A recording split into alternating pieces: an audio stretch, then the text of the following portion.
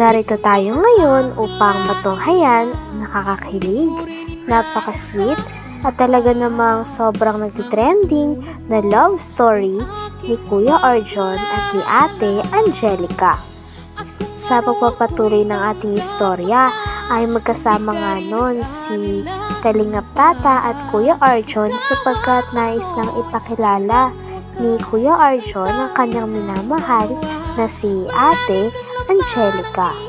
At gusto niya ngang isurprise si Kalingap Tata at gusto niya magulat ito sa napakaganda na dalaga na si Ate Angelica. Kaya naman habang naglalakad sila ay pinag-uusapan nila kung gaano kaganda si Ate Angelica at pinag-uusapan nila kung gaano kamahal ni Kuya Arjon ang dalaga. Grabe at tuwang-tuwa nga din si Kuya Arjon sapagkat nasa ibang lugar naman sila ngayon. Lagi na lang sila nakapaglalakbay at lagi na lang sila nakakagala ni Ate Angelica nang magkasama. Kaya naman panigurado nung araw na yon ay barak talaga ni Kuya Arjon na sulitin ng araw na yon kasama si Ate Angelica. So, takaw dito ako eh. Takaw dito ako sa dait, kaya ko alam kung dito Tagaytay na to. Ah, saka, Tagaytay? ang dahil mong tanong, kaya tumahingi ka na lang. Tatanong naman, boss. Grabe ka naman.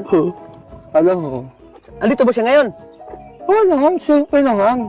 Alam niya man na andito tayo, pupunta tayo dito. Oo, tinawagan ko, nagsatao eh. So, andito na siya ngayon. Nandito na siya ngayon, naghihintay. Kanina ka naghihintay, kaya ulis na natin. Kaya pala, boss, ang ganda ng forma mo, grabe. Para kang si Daniel Padilla. Bagay ba? Bagay sa'yo, boss, ikaw pa. Basta ikaw ka. Oo. Oh, andyan ka dyan. Humawa ka dyan, mahulog ka. Ganda pala talaga ni Angelica. Grabe.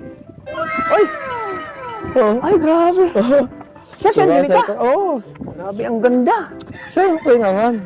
Grabe, ang galing mo talagang pumili, boss. Ay, Siyempre naman. Tata pala, Tata.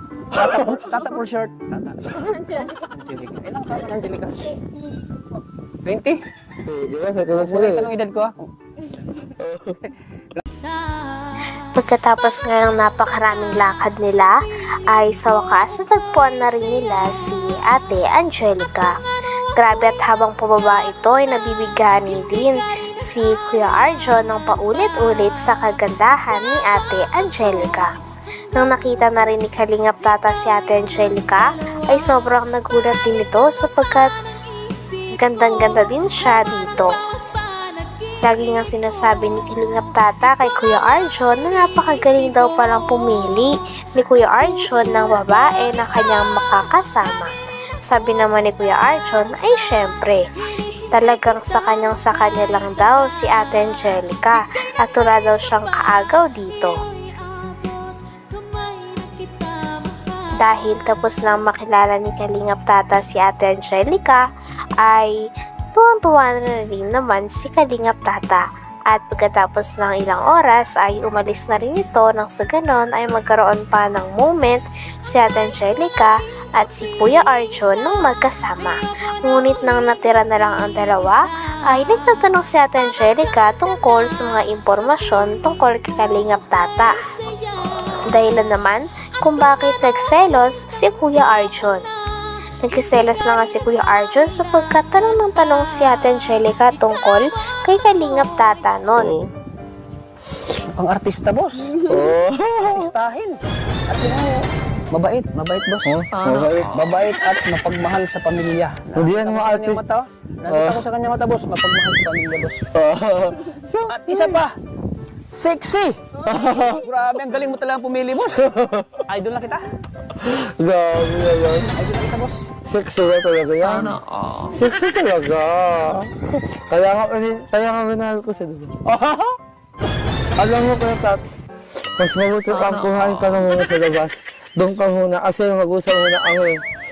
Paano naman nag-usap ka? Gutom na gutom ka, naglakado ka tayo. Alam mo naman kita, mahal na mahal kita eh. Grabe, boss. Ang swerte mo, para kang tumama sa loto. Siya ay nasunog ng bahay. Ayun. Grabe ka! Sorry. Grabe. Sige, boss, kayo nang bahala, boss, ha? Baka may nakadisturbo lang ako sa inyo. Sige, ingat ka ha. Kayo nang bahala. Dahil sobrang nagsiselos na nga si Kuya Arjon, ay tinigilan na rin ni Ate Angelica ang pagtatanong at nagsimula na rin ang dalawa na libutin ang lugar na yon at magkulitan sa mga kanilang nakikita na magandang tanawin at mga palaruan. Talagang binisita nga nila ang mga palaruan at tinry nila katulad na lamang ng slide na ito. At makikita din natin kung gaano ka-caring talaga si Kuya Arjon pagdating kay Ate Angelica. Habang naglalakad naman, ay kitang-kita din natin na lagi nakakapit si Ate Angelica sa mga braso ni Kuya Arjon.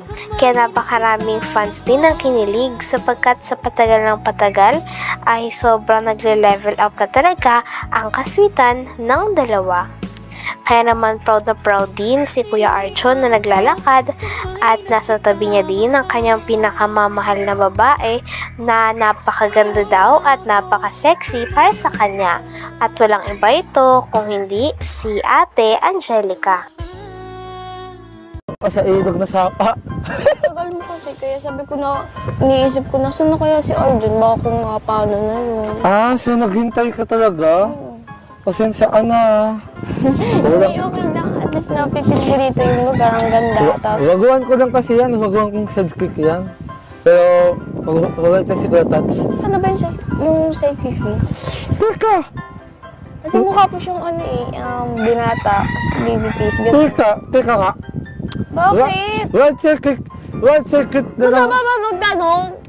Wait lang, hindi naman sa ganun. Pero, ang sa akin lang, what sidekick ko alagay yung ilang hanao at ilang tanong mo.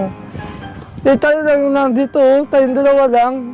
Wala kasi, first time mo ipakilala sa akin, kaya nagtatanong ako. Ay, nako. Iba na yan, ha? Oh, ano iba doon? Nagtatanong lang ako. Alit mo na ako. Kanino doon? Oo! Di ko naman yun, hindi mo nakita. Mukha siyang binata sa katawan. Pero sa itsura, di ba, parang Baby face pa rin. baby face. At dahil napagod na rin ang dalawa ay syempre umupo na sila. Habang nakaupo nga sila ay kinilig naman si Ate Angelica sapagkat hindi niya inaasahan na tatalian ni Kuya Arjon ang kanyang buhok. Syempre, sobrang kinilig nun si Ate Angelica sapagkat damang-dama niya ang effort at ang care sa kanya ni Kuya Arjon. Pagkatapos naman nun ay gumala muli ang dalawa at tuwang-tuwa din sila sa mga nakikita nila sa mga tanawin at mga bagay na nandoon sa lugar na yon. Dahil napaka-cute kasi nito. Kaya naman nagkaroon pa ng mas maraming time si Kuya Arjon at Ate Angelica para sa isa't isa. Kitang-kita din sa dalawa na habang mas tumatagal ang kanilang samahan ay mas lalo na silang nakakakilig at mas lalo na talagang nagiging totoo ang lahat. Grabe at napaka-sweet na nga ni Ate Angelica kay Kuya Arjon. Lagi niyang hinahawakan si Kuya Arjon at chine-check kung okay lang ba ito. Grabe at level up na talaga ang kaswitan ni Kuya Arjon at ng dalaga na si Ate Angelica. Kasya ba tayo? Ang katabaan mo, Arjon, di tayo naanda.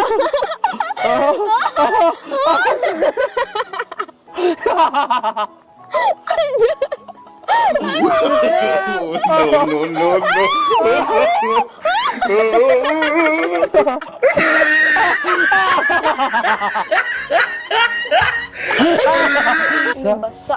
Sayang ka, no? Huwag kang humitaw. Ako nga maghahawak sa iyo, ganito kasi. Oo. Oh, may swimming pool, ma. Nakalimutan! Swimming pool. Wow! Kasasunod, aligo tayo dito. Dalawa ng aliguan natin. Doon sa una at doon sa Catwins at dito tagal tayo, no? Ang ganda, no? Pero malalim. Ang hirap Takot ka yun. sa malalim. Oo. Nalulunod kasi ako. Sa buong buhay ko, hindi ako nalulunod. Di ba? Ako nga, nilunodin kita sa pagmamahal ko. Joke!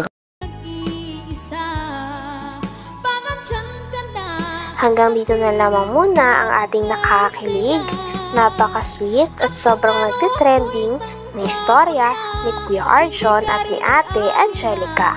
Maraming salamat sa inyong panonood. Hanggang sa muli. Bye!